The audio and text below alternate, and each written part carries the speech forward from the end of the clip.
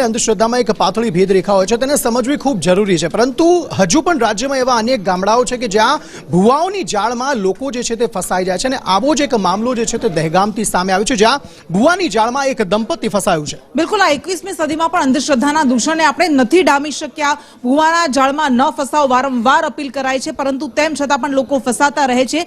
અને અહીંયા એક નિસંતાન દંપતી જે ભુવા પાસે ગયું હતું, ભુવાએ એને કહ્યું હતું મહિલાને કે તારે ગર્ભ રહ્યો છે, પરંતુ ડોક્ટરને ન બતાવતી નહીતર ગર્ભપાત થઈ જશે. અને એ જ અંધશ્રદ્ધામાં આ મહિલાએ બાધા રાખી હતી. 6 મહિના સુધી ડોક્ટર પાસે ન ગઈ અને 6 મહિના બાદ એને સોનોગ્રાફી કરાવી, ત્યારે ડોક્ટરે કહ્યું કે તને ગર્ભ છે જ નહીં. અને ત્યારે આખો ભુવાનો આ કાંડ સામે આવ્યો, ઘટસ્ફોટ થયો કે કેવી રીતે એની સાથે રમત રમાઈ છે. જેવી વાત કરી, શરૂઆત વાતની કરી, સાહેબે કીધું કે બેન તમારે કોઈ બાળક કે એવું કશું છે નહીં પેટની અંદર. તો આ બંને જણા ઝઘડવા લાગ્યા કે ભાઈ એવું બની જ શકે નહીં. બીજી વસ્તુ, એના હસબન્ડે એવું કીધું કે ભાઈ જોઈ, હું તને કહેતો હતો ને કે આ જ પ્રોબ્લેમ થવાની હતી, તને કોઈ વિશ્વાસ જેવું હતું નહીં, તને કોઈ શ્રદ્ધા જેવું હતું નહીં, એમ કરીને ઝઘડવા લાગ્યા. તો એમણે કશું વાત ના કરી, પરંતુ એમના હસબન્ડે ડાયરેક્ટ ફોન લગાવ્યો એમના કોઈ ભુવાજીને. એટલે એમના ભુવાજીએ એવું કીધું કે ભાઈ જુઓ, હું તમને કહેતો હતો ને કે આ જ પ્રોબ્લેમ છે તમારા જોડે, તમને કોઈ શ્રદ્ધા જેવું છે જ નહીં માતાજી ઉપર. બાકી મેં તમને કીધું હતું કે તમારે 9 મહિના પછી એક્ઝેક્ટ દીકરો આવવાનો છે અને એ તમે લઈ અને મારે મંદિરે આવજો અને દર્શન કરવા માટે. પ્રેગ્નન્ટ છો ને તમે ડૉક્ટરને ના બતાવશો, અને જો ડૉક્ટરને બતાવશો તો તમને એનું પરિણામ નહીં મળે. આજે બેન ચલો ક્યાંક અંશે કોઈ જાગૃતતા એમનામાં આવી અને વુમન્સ હોસ્પિટલમાં ગયા, ડૉક્ટરને મળ્યા, અને જ્યારે ડૉક્ટરે સોનોગ્રાફી કરીને કીધું કે ભાઈ તમારા ગર્ભની અંદર તો કોઈ બાળક જ નથી. તો શરમજનક વાત કહી શકાય કે જ્યારે ભુવાઓ આવી વાતો સાથે અને એક મહિલા સાથે આ રીતનું વર્તન કરી અને એને ગેરમાર્ગે દોરી અને કીધું કે ભાઈ તમે પ્રેગ્નન્ટ છો, તમે સોનોગ્રાફી ના કરાવશો. આવા અંધશ્રદ્ધા ફેલાઈને જે લોકોને છેતરવાનું કામ કરે છે, ખરેખર તો સરકારના માધ્યમથી આવા ભુવાઓને અને લોકોએ પણ જાગૃત લઈ અને આવા ભુવાઓને પકડવાની જરૂર છે. અને વધુ વિગત સાથે સંવાદદાતા હિરેન રાવલ આપણી સાથે જોડાઈ ગયા છે.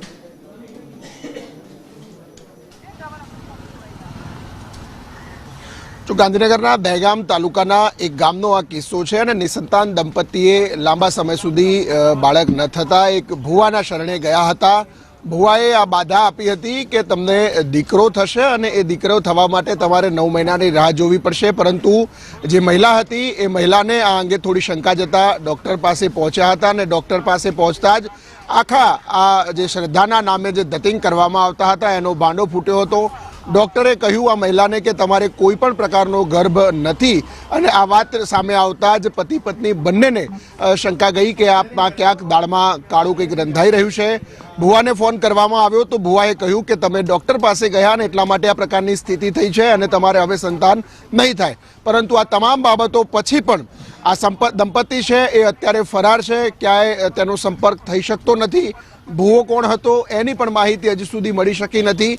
ગાંધીનગર પોલીસે આવા કેસોમાં સુઓ મોટો લઈ અને કાર્યવાહી કરવી જોઈએ, જેથી કરીને અન્ય કોઈ લોકો આવા કેસોની અંદર ન ફસાય.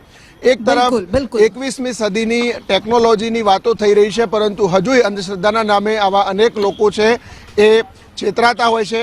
ગુજરાત સરકાર જે નવો અંધશ્રદ્ધા નિર્મૂલનનો કાયદો લાવી છે, એ કાયદા અંતર્ગત આવા લોકો સામે ગાંધીનગર પોલીસે જાતે સુઓ મોટો લઈ કાર્યવાહી કરવી જોઈએ પ્રકારની સ્થિતિ અત્યારે દેખાઈ રહી છે. કારણ કે જે દંપતી હતું એ દંપતી પણ ફરાર છે, જે ભુવાની વાત છે તો એ ભુવો પણ ફરાર છે.